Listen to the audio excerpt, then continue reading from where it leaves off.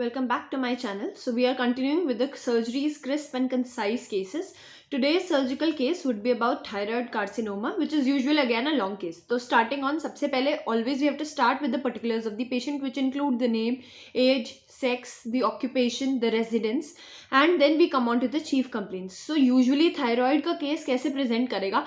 Either there would be a swelling in front of the neck or on the side of the neck. So you have to mention that the patient came or presented to the OPD or emergency with the chief complaints of swelling in front of the neck or on the side of the neck for the past these many months या years, या फिर pen हो सकता है over the swelling, और they can be pressure symptom, जैसे patient present करा कि हॉर्सनेस ऑफ वॉइस हुई है, या डिफिकल्टी इन स्वॉलोइंग है, या डिफिकल्टी इन ब्रीदिंग है, या फिर इनफैक्ट दे कैन ऑल्सो भी प्रेजेंटेशन जैसे बल्जिंग ऑफ द आईज वगैरह. सो जो भी चीफ कंप्लेंट पेशेंट प्रेजेंट करा उसको आप लिखोगे. Then you will start with the HOPI. So the patient was apparently well these many years back, या जितना भी टाइम बाद back, now presented with chief complaints of, then you will explain the chief complaints. ठीक है, अब important है negative history, यानी HOPI के अंदर कौन कौन से points we have to mention. So obviously अगर स्वेलिंग है so you have to write the details about the swelling, जैसे कि what was the onset of the swelling, what was the duration, progression कैसी है, ऑनसेट सडन है या इंसीडुअस है, कहाँ पर पहले स्वेलिंग नोटिस हुई थी, पहले स्वेलिंग का साइज क्या था, अब क्या साइज हो चुका है स्वेलिंग का, प्रोग्रेस क्या है, इधर it is a gradual increase in size, तो यूजुअली इट इज सजेस्टेड कि बेनाइंग है, ठीक है, या फिर रैपिडली इंक्रीजिंग है तो मेलिग्नेंट हो सकता है, सजेस्टिव ऑफ मेलिग्नेंसी, या फिर इनिशियली ग्रेजुअल था नाउ इट हैज कन्वर्टेड या it is gradually progressing, so this suggests कि initially it was benign, now benign is converting into malignant. फिर पेन है तो you have to ask the Socrates site, onset क्या थी, duration क्या है, character क्या है, कोई रेडिएशन है, कोई एसोसिएटेड है या नहीं, रिलीविंग एंड एग्रेवेटिंग फैक्टर्स कुछ है. देन वेरी इंपॉर्टेंट थायराइड में याद रखना है, जब भी थायराइड का केस है हमारा क्या क्या होना चाहिए, हमें एक तो एनाटॉमी पता होनी चाहिए थायराइड की, यानी एनाटॉमिकली हमें पता होना चाहिए कि वो मल्टी नोड्यूलर है या डिफ्यूज्ड है या सॉलिटरी नोड्यूल है, तो ये पता होना चाहिए. दूसरा हमें उसका फंक्शनैलिटी पता होनी चाहिए, हाइपोथायरॉयडिज्म है, हाइपरथायरॉयडिज्म है, या फिर यूथायरॉयड स्टेट है. फिर उसके आसपास कोई प्रेशर सिम्टम्स तो नहीं है आसपास फैला हुआ. सो सबसे पहले हमने प्रेशर सिम्टम्स की हिस्ट्री पूछनी है. उसके अंदर क्या पूछना है, जैसे we can ask the difficulty in swallowing है, सॉलिड से स्वॉलोइंग में डिफिकल्टी है, लिक्विड से डिफिकल्टी इन ब्रीदिंग है, कोई हॉर्सनेस ऑफ वॉइस प्रेजेंट तो नहीं है. Then you have to ask about features of suggestive of hyperthyroidism या hypothyroidism, functionality करना है. So what are those symptoms? So history of cold intolerance या heat intolerance, cold intolerance hypothyroidism में होगी, and hyperthyroidism में हीट इंटॉलरेंस होगी. Then history suggestive of weight gain या कोई वेट लॉस हुआ है. Then history of menstrual irregularity है, कोई ऑल्टर्ड बाउल मूवमेंट्स है. वी नो कॉन्स्टिपेशन हमें हाइपोथायरॉयडिज्म में मिलेगा, एंड डायरिया हो सकता है अगर हाइपरथायरॉयडिज्म है. Then there is increase anxiety या एजुटेशन है. इनफैक्ट ट्रेमर्स की हिस्ट्री इंपॉर्टेंट है क्योंकि थायराइड के अंदर फाइन ट्रेमर्स भी आ सकते हैं, ठीक है, हैंड्स के अंदर. देन एक्सेसिव स्वेटिंग की हिस्ट्री वेरी इंपॉर्टेंट है. इंसोम्निया की history and history suggestive of I complaints. तो हम हाइपर एंड हाइपोथायरॉयडिज्म की हिस्ट्री लेंगे.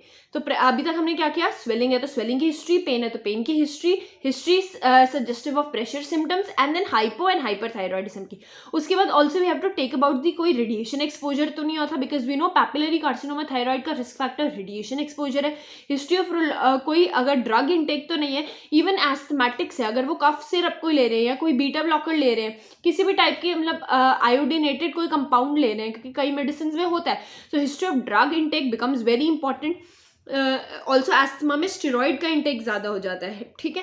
देन उसके बाद वील कम ऑन टू, अगर कोई आपको है कि मेटास्टेसिस है, so you can ask about the history of metastasis, history suggestive of metastasis, जिसके अंदर अगर लंग का metastasis you are suspecting, then you will think about history of chest pain, haemoptysis. अगर CNS का स्प्रेड ब्रेन में metastasis सोच रहे हो, then you will think about history of headache है, कोई डिजीनेस है, लॉस ऑफ कॉन्शियसनेस वगैरह भी है, अगर ट्रांजिएंट लॉस ऑफ विजन है, अगर एमायूरोसिस फ्यूगैक्स, ठीक है. बोन पेन की हिस्ट्री आप पूछ सकते हैं. देन लिवर के अंदर we can ask about history suggestive of abdominal pain है अगर, या फिर ऑब्स्ट्रक्टिव जॉन्डिस के फीचर्स जैसे आ रहे, मतलब सॉरी जॉन्डिस के फीचर्स जैसे आ रहे हैं ये सारे. Then you will come on to the past history, कोई हिस्ट्री ऑफ इरिडिएशन या रेडिएशन एक्सपोजर नेक में हुआ है या पास्ट कोई एपिसोड था, कोई ड्रग तो नहीं है, इवन थायराइड की ही ड्रग्स तो नहीं ले रहे, तो कैसे हो सकता है, कैसे पूछेंगे हाउ टू डिफरेंशिएट कि पेशेंट थायरॉक्सिन ले रहा है, लीवोथायरॉक्सिन, या फिर एंटी थायराइड ड्रग लाइक कार्बिमोजोल मेथिमोजोल ले रहा है. तो आप पूछोगे पेशेंट से कि वो सुबह खाली पेट दवाई लेता है, दैट इज सजेस्टिव कि वो थायरॉक्सिन लीवोथायरॉक्सिन ले रहा है. बट अगर वो दिन में 2-3 बार ही ले रहा है, देन इट इज सजेस्टिव कि वो एंटी थायराइड मेडिकेशन ले रहा है. ठीक है. Then personal history you last कि menstrual history and obstetric history becomes very important. Then family history and then treatment history कुछ पूछोगे जिसके अंदर थायरॉक्सिन, एंटी थायराइड ड्रग्स या बीटा ब्लॉकर्स, ये इसका ख्याल रखना है. हिस्ट्री सजेस्टिव ऑफ कोई allergy, then you will summarise your history only. An example के तौर पे I am presenting a case of these many year old या 30 year old lady with chief complaints of insidious onset या जो भी है, जैसे भी ऑनसेट है, ग्रेजुअली प्रोग्रेसिव हॉर्सनेस वॉइस है since 4 months and gradually progressive dull aching pain है lateral part of the neck में, with no history suggestive of pressure symptoms, yeah, and it is no symptoms of primary या secondary thyrotoxicosis या कोई other comorbidity नहीं है. ऐसे history present करेंगे. Then examination पे है. सो स्टार्टिंग में वही है, जनरल एग्जामिनेशन के अंदर the patient was examined in a well lit room, consent was taken, patient is in decubitus of choice, patient was conscious, cooperative and well oriented to time place person. ये तो normal है. फिर vitals लोगे आप सारे. Vitals के अंदर क्या क्या आएगा, also you have to write always mention about the height, weight, BMI and अगर बिल्ट वगैरह लिखना है एवरेज है या नहीं. ऑल्सो एटीट्यूड ऑफ वॉकिंग जो है वो भी मैटर करता है कई केसेस में. देन वाइटल्स में pulse rate, BP, heart rate, sorry pulse rate तो हार्ट रेट हो गया. Then respiratory rate, blood pressure, temperature is very important, JVP raise है या नहीं, and then comes the pickle वाला निमोनिक. देन सो थायराइड के अंदर very important is the eye examination. अब आई एग्जामिनेशन हमने एक्सोप्थाल्मासिस देखना है. ठीक है. तो अब इसके अंदर इंपॉर्टेंट है कि हम पेशेंट को कहेंगे ऐसे करो, मतलब हेड को रेज करो एंड उसके बाद मतलब एक्सटेंड करो हेड को, एंड देन वील विजुअलाइज. पीछे से खड़े होकर करते हैं तो उसे नैप्जिंगर टेस्ट कहते हैं. और अगर फुट एंड से हम पेशेंट को ऑब्जर्व करें देन हम उसे वर्म टेस्ट कहते हैं. एंड इसके अंदर this is just a qualitative method to see the exophthalmosis. ठीक है. Bulging of the eyelids, sorry bulging of the eye balls. But in case हम क्वांटिटेटिव करना चाहते हैं फिर हम एक्सोप्थाल्मोमीटर का यूज करेंगे, जिसके जैसे कि हर्टल्स, एक्सोप्थाल्मोमीटर ऐसे वगैरह जो हमने ऑप्था में पढ़े थे.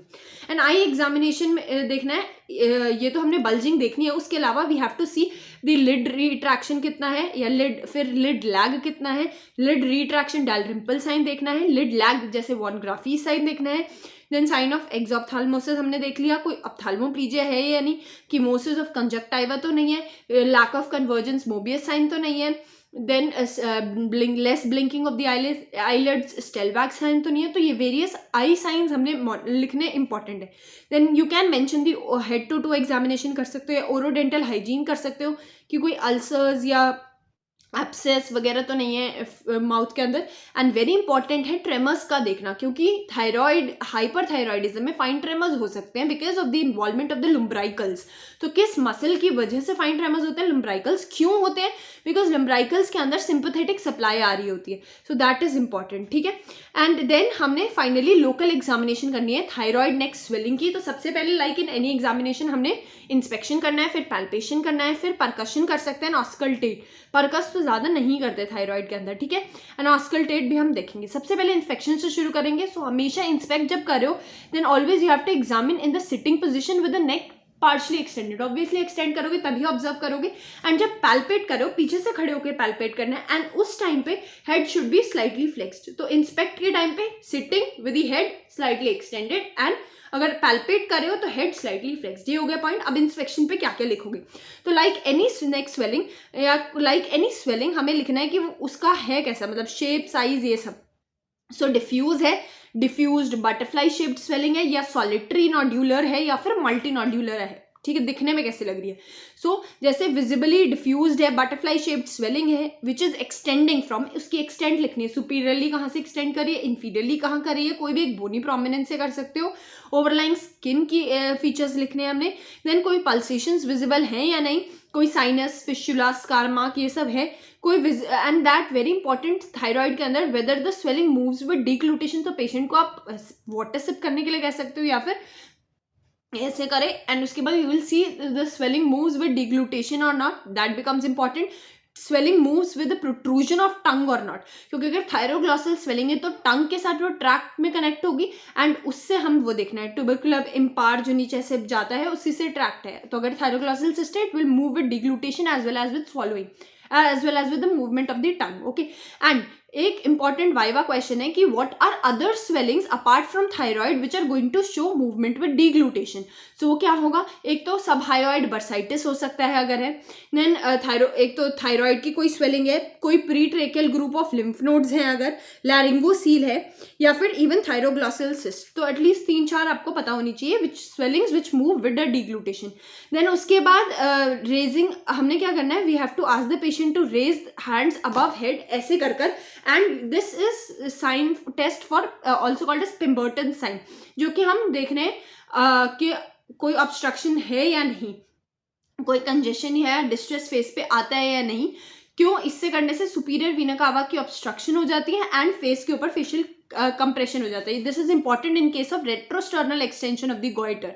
ठीक है, देन उसके बाद हम पैल्पेट करेंगे. So I said that we have to do palpation when the patient is sitting with the neck slightly flex. ठीक है, स्वेलिंग में वी हैव टू मेंशन कि वो टेम्परेचर, टेंडरनेस की नॉन टेंडर है, टेम्परेचर नॉट रेज्ड है, ऐसे करके.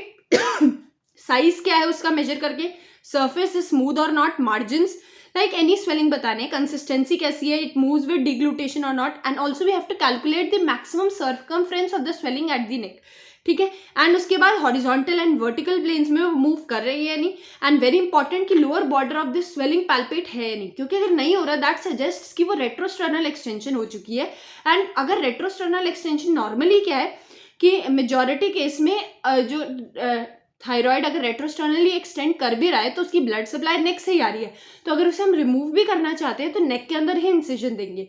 But only 10% I guess cases के अंदर वो स्टर्नम हमें स्टर्नोटमी कर चेस्ट से इंसिजन देनी पड़ती है. ठीक है, दैट बिकम्स इंपॉर्टेंट.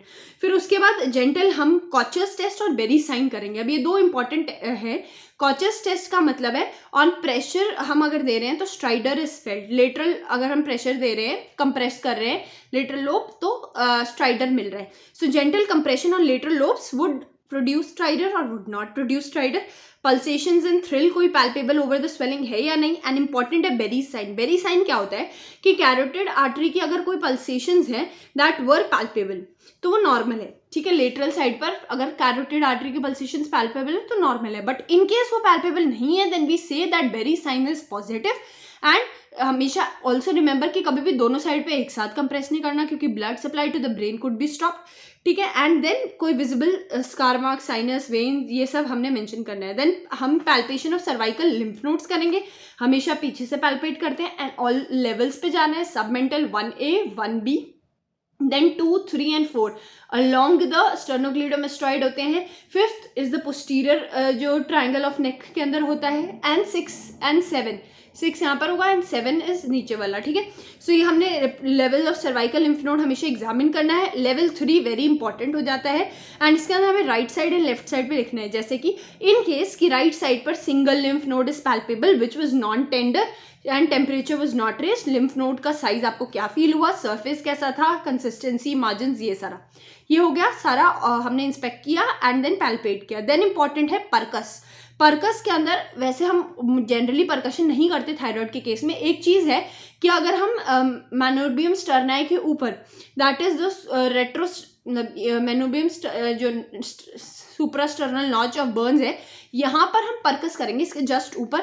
नॉर्मली ये रेजिडेंट होता है बट इन केस ये डल हमें नोट मिल रहा है देन दैट इज सजेस्टिव कि रेट्रोस्टर्नल एक्सटेंशन ऑफ गॉइटर हो गई है. दिस कैन बी डन और can not be done. Then auscultate हम कर सकते हैं कि कोई ऊपर ड्रूई वगैरह मिल तो नहीं रहे हमें. Then we have to write systemic examination, हर सिस्टम की 1-1 2-2 लाइन. एंड पर एब्डोमिनल अगेन इंपॉर्टेंट है. पर एब्डोमिनल हम लिखते कैसे हैं, normal in shape and no visible lumps, scar marks और डायलेटेड वेन्स है पैल्पेशन पे. इट वॉज नॉन टेंडर मतलब सुपरफिशियल पैल्पेशन करनी है, डीप कर सकते हो, परकशन पे टिम्पैनिक है, no fluid thrill, no shifting dullness, ऐसे लिख सकते हो।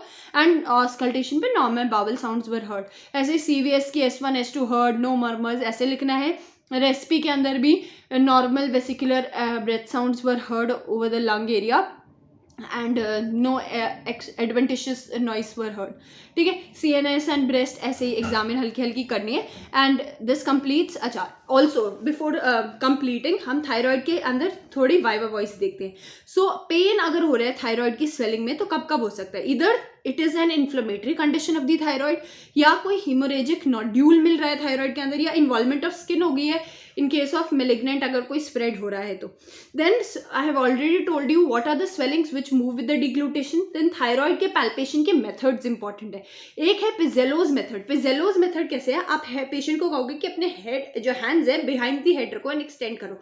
सो पिल्लो यहाँ पड़ा है जैसे, तो पिजेलोज मेथड। सेकेंड मेथड है Lahey's, sorry L for Lahey's, L for lateral. सो आप एक लोब को ऐसे पुश करोगे एंड दूसरे हैंड से ऐसे फील करोगे, ये lateral, L for lateral push, L for Lahey's method. And एक है अगर सॉलिटरी नोड्यूल है थायराइड का तो उसको आपको अगर पैल्पेट करना है, so you use your thumb. तो अगर सॉलिटरी नोड्यूल को फील करना है thumb, this is called as the Crile's method. So Pizzillo's method, Lahy's method and Kryl's method. These are methods of palpation of the thyroid. Then I have already told you about the Berry sign. Then there is something called as the thyroid paradox. वो क्या होता है? Thyroid अगर कोई swelling है and even if it is tensile या cystic है तब भी आपको हार्ड फील होगी। क्यों? क्योंकि उसके ऊपर थिक कैप्सूल है या फिर फेशिया से वो इनक्लोज है, इसलिए वो आपको टेंस लगेगी। ठीक है।